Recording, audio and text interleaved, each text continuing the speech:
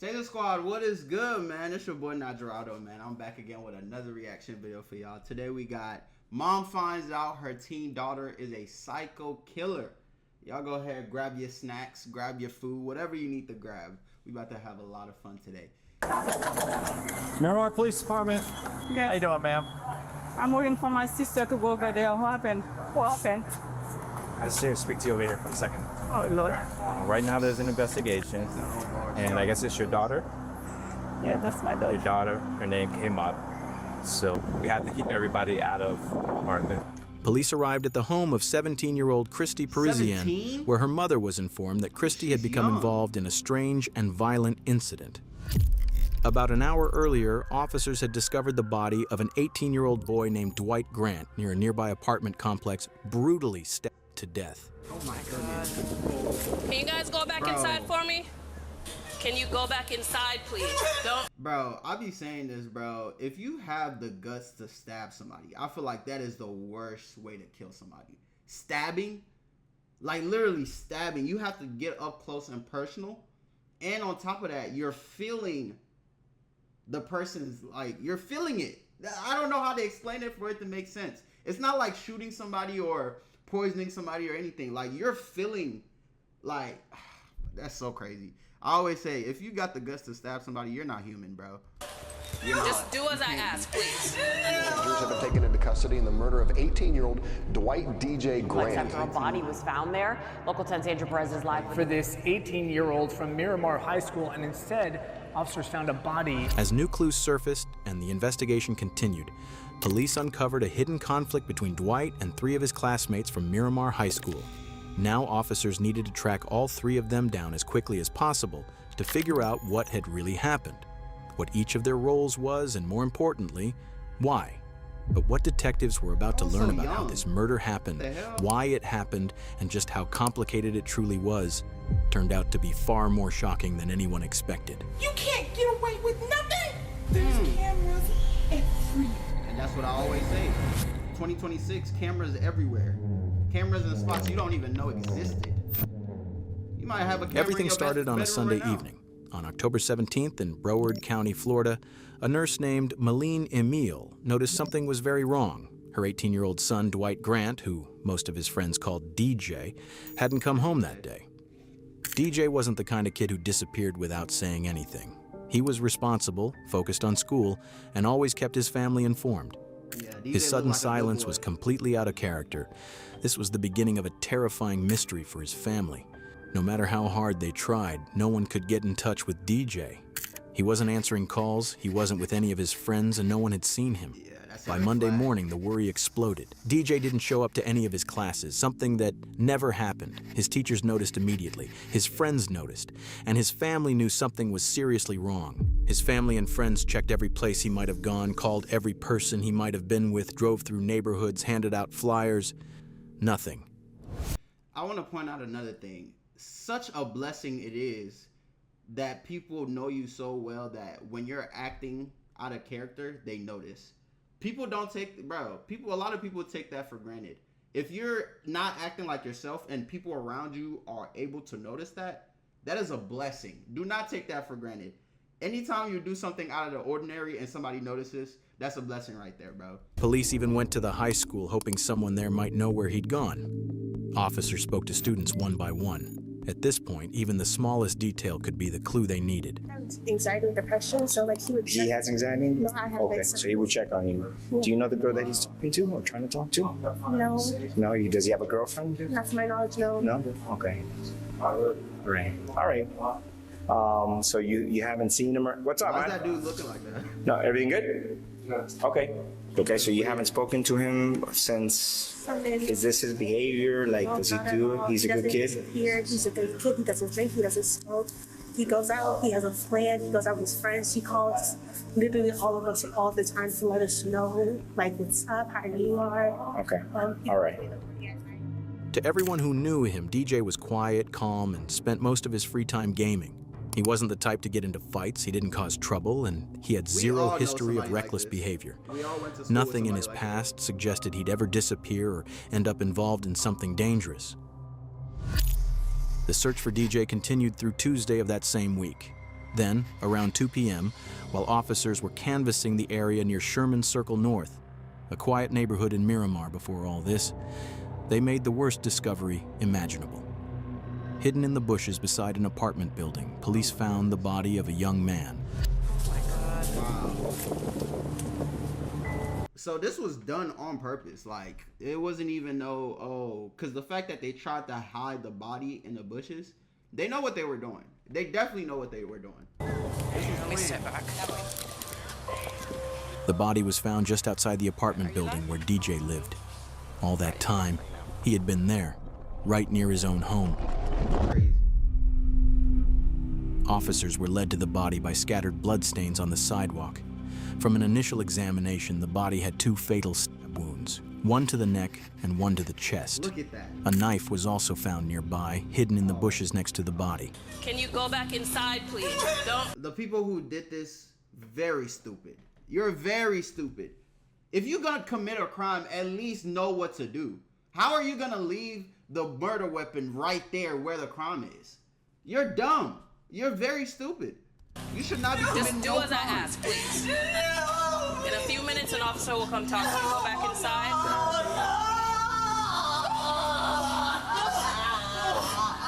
Listen, I can't answer anything right now. I just need you to go inside the apartment and stay there till I can get somebody to come and speak to you, please. Listen, what did I just ask? Just give us a few minutes and somebody will come and talk to you. Just give me a few minutes. Go ahead and go inside. After speaking with DJ's family and asking them to remain patient, officers immediately blocked off the area surrounding the body and began processing the scene for evidence. 4 officers were on scene working to secure the area, search for evidence, and confirm the identity of the victim as quickly as possible. Does this all happen aquí abajo? Aquí abajo. Sí. Ahí abajo del stairwell que está ahí había mucha sangre, and you can see that probablemente están tratando de limpiarlo. Hay una cámara aquí, hay 2 cámaras aquí. Yeah. Y hay una cámara en esa esquina donde lo tiraron. Cameras everywhere. Sunday. On Sunday, he went missing Sunday. Miramar is a quiet, close-knit community where news spreads fast. So when word got out about the brutal discovery of an 18-year-old's body, tips started pouring in almost immediately. Several people came to police headquarters, hoping the information they had might help. Among them was a woman who walked into the lobby holding her teenage niece's phone. She wanted to tell police about a private group chat that had caught her attention. At the time, officers had no idea that this small piece of information would end up being the key to solving the entire case. Can you just give me a brief rundown? I'm so sorry. I know I'm seeing on the news that they found a body over by Sherman Circle, and they keep showing the picture of the kid that goes to Miramar High, saying they can't guarantee that it's him, basically, blah, blah, blah. Okay. But on my niece's phone, all the texts are coming through that they're her friends. There's people from school there, and they know it's him. I just came here because my niece was telling me that she had got these texts from this girl yesterday from the modeling, and she said it was the most traumatizing day of her life when she seen him yesterday, which would have been Sunday. Yeah. So in my mind, 1 and 1, I'm not saying she did anything, but I'm not saying I can't come here and not show you either, because you got to. She keeps saying tells everybody in how many people she's killed and she's in a gang. I mean, and it could be just to be, cool or to be tough. But you never know. It's like, the same thing. I don't want the text messages here. I don't want them to show my nieces. I don't want her. Like her to associate. Right. Okay. By the next day, Wednesday, the victim's identity was finally confirmed. The body belonged to DJ Grant, the Miramar High School student who had been reported missing. And Nicole, there are still so many more questions than answers at this hour. Our officers came out here because they were helping the search for this 18-year-old from Miramar High School, and instead, officers found a body in the bushes. Now, police had to start putting the broken pieces of the puzzle together. The evidence from the crime scene, and more importantly, the group chat that the woman had brought to them. Inside the chat, police found disturbing messages linked to 3 teens, 3 names that within hours would become central to the investigation. And this is where I'll be saying, they are so stupid, so dumb. How do you commit a crime and then go text and tweet about it? Are you dumb? It's these damn phones. My mama always told me it was this goddamn phone. It's these phones. That's the problem. It's these phones. 17-year-old Andre Dexter Clements, 16-year-old Jaslyn Smith, and 17-year-old Christie Parisien. Without wasting any time, officers began tracking them down. Christie was the first person police went to. Miramar Police Department. How you doing, ma'am? So, right now there's an investigation, and I guess it's your daughter? Yeah, that's my daughter. What we're gonna have to do is we're gonna have to keep you out of the house for now. Me? Yes. Nothing has to see do her heartbeat person, but we have to keep everybody out of the apartment. So if there's anybody else in there that's in there, No, the sister, she's at work right now. but nobody else is inside. No, only You wanna three of get us. you got shoes on? Okay. So we have detectives that are going to get a search warrant. Okay. So right now, we're just going to make sure nobody's inside, and then we're going to close the door. And then we're going to wait for the warrant to get here. And then When I come back. When I come back, no? as soon as you're done with the search warrant, then Today, go back no? in. Can I take my phone to call my sister? Is okay? Take my phone? My phone is right there. Can I call her? Because I'm looking on her to Well, go. right now at this point, we already gave you, notice that nobody can go back inside. Can you take my phone for me? This is right there by the window. Do you see my phone right there? we really got to follow protocol. Why would you put your mom in this situation? Like, At this point, officers didn't have a warrant, so they wouldn't allow Christie's mother to go inside the house. She waited outside with them until another law enforcement member arrived with a warrant. While they were waiting, she told them that earlier that day, Christie had left her a voice message about the murder. Because of that, they changed course and retrieved the phone so the message could be played.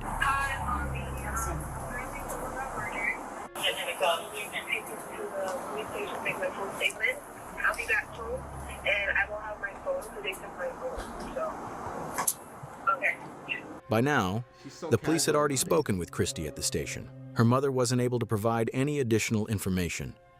The officers informed her that no one from the family was allowed to leave. So are you going to be around here? Are you sticking around here? Or are you leaving? Leaving where? You're not going anywhere, right? No, I was going to the police station. No, I mean right now. I'm looking for my sister to go to the police station because my sister drives. The next person on the list was Jaslyn Smith. The officers tracked her down and managed to find her around 11 p.m. that same night.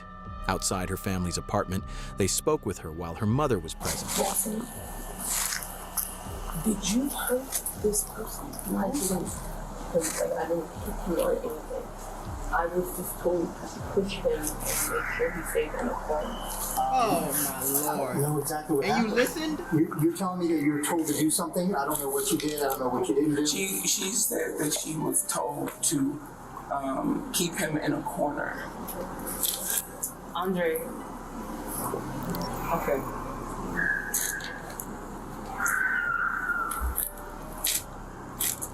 Andre told me that somebody had pissed him off, or somebody was messing with somebody else's girl or something. It had to do with some type of chick. All this over a girl? Oh my lord, these kids are so stupid. And that he was upset that he needed some backup for his fight. He told me it was just a fight. Jaslyn had been told to trap DJ in the stairwell. Andre needed backup for the fight, which was apparently over a girl, Andre's ex, who was now involved with DJ. You guys don't have to stay here. You do not have to talk to me. Are you going to arrest my child? No, I'm not going to arrest your child. I want to hear what she has to say, but I wanted to reiterate because I said it to you and she wasn't here. He told me to dress up in all black and follow him. Andre? Yes. I want to do rag and everything. He just said, do this for me. Just help me out with a fight. We're fine. We walked all the way there and walked up the stairway. And Chrissy was there. Chrissy had seduced him from what I know. I was trying to just pretend and forget that it didn't happen. I already knew that if something like this was going to happen, I already knew the cops were going to show up sooner or later. And I already started preparing myself for the worst, Mom. What do you mean by preparing yourself for the worst? If they send me away, Mom. According to her, the mastermind behind the whole murder was Andre. He even picked out the colors of the clothes, and the plan was just a fight. Jaslyn clearly tried to downplay her own role and choices. But over the next half hour, the officers, and even her mother, would unintentionally learn the truth from her words, shocking them to their core. Things her 16-year-old daughter had done were far beyond what her mother could have imagined. I'm not gonna lie, I look at her in her face. She definitely did it. She definitely did it, bro. Look at her. She just looked like a bad kid. Oh my Lord. She just looked Detectives like were still putting the pieces together with no clear reason to make an arrest. But Jaslyn knew what was coming. She knew there was no escape. Yeah, and she had already prepared herself for the worst. Because by everything I've already said, I'm an accomplice. And I know this, and I'm sorry. Come here. I can't. Come here.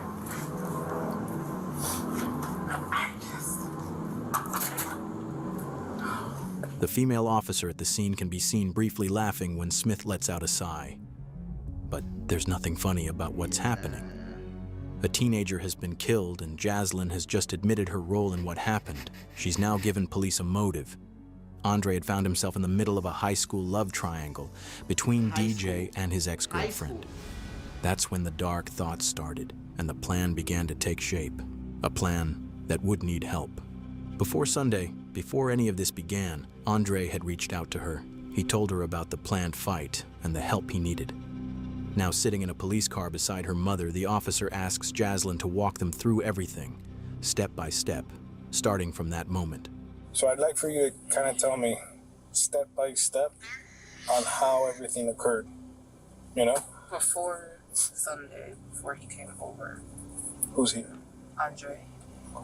Andre's from school also? Yes. Before he ever came over, he told me on Friday, I believe it was Friday, that he had a situation that he needed to deal with, and he was wondering if I could help him out with a fight.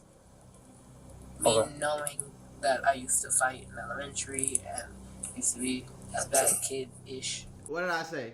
I told you, she looked like she do this on a regular. She looked like a bad kid. I'm a very good judge of character. I could tell just from 5 seconds of looking at somebody. I could tell, yeah, this person is this type of person. This person is this type of person. It's very obvious.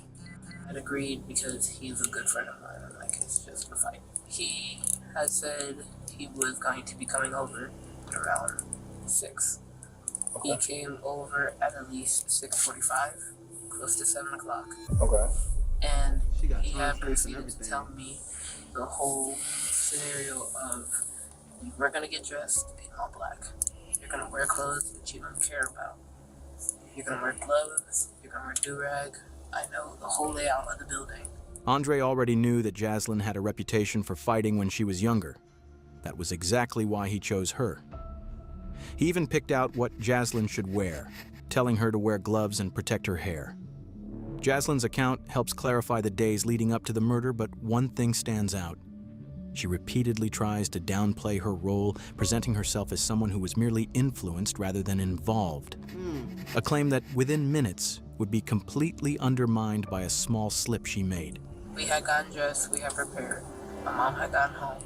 We had told her that we were going to go on a walk. He was explaining to me that the person that me and him were going to fight with, and the person we were going to seduce, had messed with a girl that he knew and had, essentially from what I know. And on the way there, he's telling me exactly where we're going to walk, exactly how we're going to walk, exactly. I was saying, this was planned. We're gonna do, and we're gonna wait for a signal. And I was like, okay, it's just a fight. Immediately when we got in there, we had walked over to where the stairwell was, while he was telling me to move this way to avoid a camera and to avoid being seen. So we had walked up the stairs while Chrissy stayed downstairs and made a call. Me and him were upstairs. He's just talking to me. We're relaxed, we're chill. And then he got a signal for Chrissy to walk downstairs. And he had a weapon with him. He told me to hold the weapon. We had gloves on at this time still. We had walked down the stairs. He had approached the boy, and Chrissy had moved back and walked down the stairs full. Did you know this boy or no? Okay. Boy tried to make a run with it, run for it after Andre approached him and was like, yeah, we have a problem. He has me standing behind. Christie looked at me and he made a run for it, and I'm like, okay, weapons just for intimidation. I'm gonna put this down. She lied. And I helped Andre to tackle him and put him onto the ground. Jaslyn uses the word weapon. Even though she's detailed and specific in almost every other part of her story, she keeps this part vague. We already know DJ was found with 2 stab wounds, so whatever the weapon was, it clearly wasn't a gun. Yeah. What that weapon actually was, and why Jaslyn avoided naming it, becomes clear later in the interview. And it's something that will shock you. Andre asked for the weapon after explaining to him that he was going to kill the other boy. He had asked for the weapon, and I just handed it to him because I'm like, I don't know about this, but I'm like, okay, maybe you're joking, because me and Andre are playful. We like to mess around and we do like play fight, and we're just very like a sibling type relationship. But this time, nothing felt like a joke. The weapon he used, the level of planning involved, his behavior, and the sheer intensity of the violence he unleashed all point to the same conclusion. It was planned. This was a planned killing, not a spontaneous act. He proceeded to take out a small weapon and attempt to stab me. And he was failing, and I was just like, okay, I didn't see it because I'm holding his legs. So I'm in a position where I'm holding both of his legs and I'm wrapped around his under torso, and I just feel poking right here. Jaslyn claims she didn't know Andre's full plan, but she did admit that she helped, holding DJ down even after the stabbing began. As disturbing as that is, Jaslyn never stopped or showed regret during the attack, not when DJ was begging for help, not even as he was slipping in and out of consciousness after being stabbed. And then he had another smaller weapon, and he took that out, and he stabbed him right here. Also, the boy was just like, you're gonna kill me. Just choke me out or like end it, because he kept going in and out. DJ knew he was dying. Under the pressure and pain he was in, he begged Andre to choke him and end it quickly. Andre ignored him and stabbed him again. After that, DJ went unresponsive. He stopped struggling and tragically died at the scene. In Jaslyn's version of events, she says she was told to do what she was assigned without asking questions. As the confrontation escalated, she says she didn't fight back because she was terrified of what might happen. Throughout her account, she places nearly all the blame on Andre. That explanation mostly holds up until Jaslyn slips up. In the middle of her story, she mentions a detail that seriously undermines her claim that she didn't know this was a murder plan, and instead places her right at the center of it. Because prior to this, he had told me that this was the first person he had ever killed. Prior to this, he had told you that? When we were at the house, we were just talking about the whole plan of what to do, what was going to happen, but he never told me that he was going to kill somebody until at this time. Like, this is the first person. I'll leave it here. I'll ask Chrissy. I'm gonna leave. But you just said you didn't know it was gonna go down like that. You see what I'm saying? If you let them talk long enough, they're gonna snitch on themselves. I already knew it. Detail changes everything.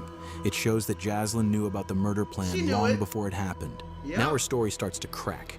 It directly contradicts her earlier claim that she had no idea this was meant to be a killing. At this point, it's clear she was far more involved in both the planning and the decision than she had admitted. That's when the officer shifts the focus and asks about the weapon used in the attack. I'm assuming it's a knife then that he had? There is a knife and there is a longer what? Sword. A sword. Okay. A knife is something that can be easily concealed, but a sword isn't. Hiding something like that would be almost impossible. It's hard to believe that Jaslyn and Christie could have been around Andre all that time without noticing the sword. Now detectives finally have enough pieces to start shaping a version of events that's much closer to the truth. But before moving forward, they still needed to make sure the physical evidence matched the story.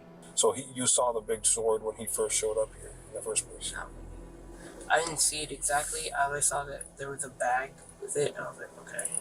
Because somebody else had taken everything out of the house behind us, and I didn't know where that was.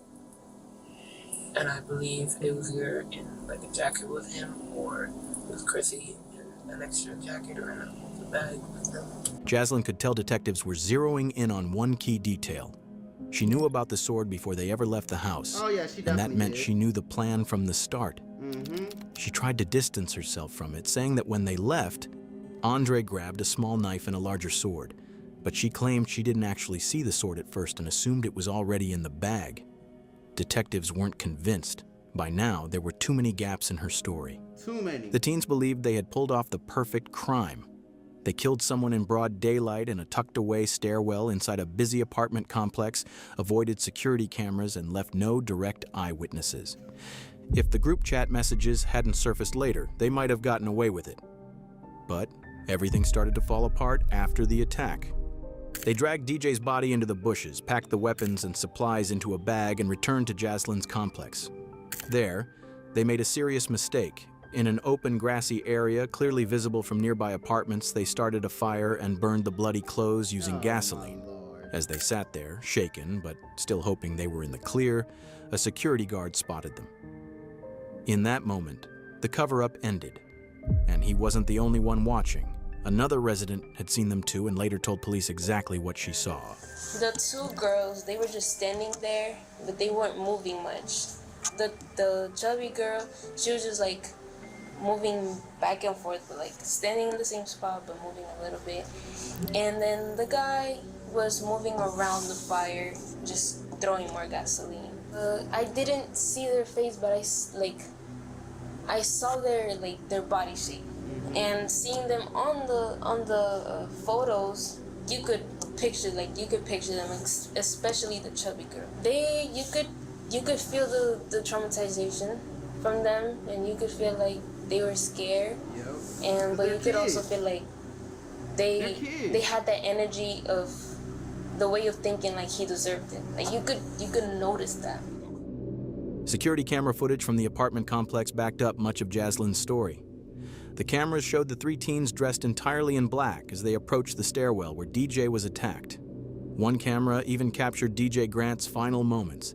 Another showed the teens dragging his body toward the bushes exactly as described. But as detectives reviewed everything more closely, cracks began to appear. Parts of Jaslyn's version didn't fully line up. Police seized the teens' phones and went through their messages. It didn't take long to find something that directly contradicted Jaslyn's claim that this was only meant to be a fight. One message revealed the true mindset behind the plan. Wow. White DJ Grant was killed back in October, and for months now, the three teens that are accused in his case have been kept in jail. All the evidence was clear. Within days, police moved in on all three suspects. Jaslyn Smith, Christie Parisien, and Andre Clements were all arrested. Each of them was charged as an adult. All three were charged with tampering with evidence and conspiracy to commit murder. Christie and Jaslyn were each charged with second-degree murder. Both eventually pleaded guilty and were sentenced to 25 years in prison, followed by an additional 10 years of probation. Andre Clements, who was 17 at the time, was considered the mastermind behind the crime and the one who delivered the fatal sword strike that killed DJ. You can look in his eyes and see like there's nothing behind those eyes. This kid is pure evil, man. Oh my goodness. He faced the most serious charge, first-degree premeditated murder. On February 18th, 2025, Andre Clements, now 20 years old, also pleaded guilty. He was sentenced to 40 years in prison, followed by lifetime probation. Caring, loyal, honest person. Throw your whole life away over something second in a heartbeat. So crazy, man.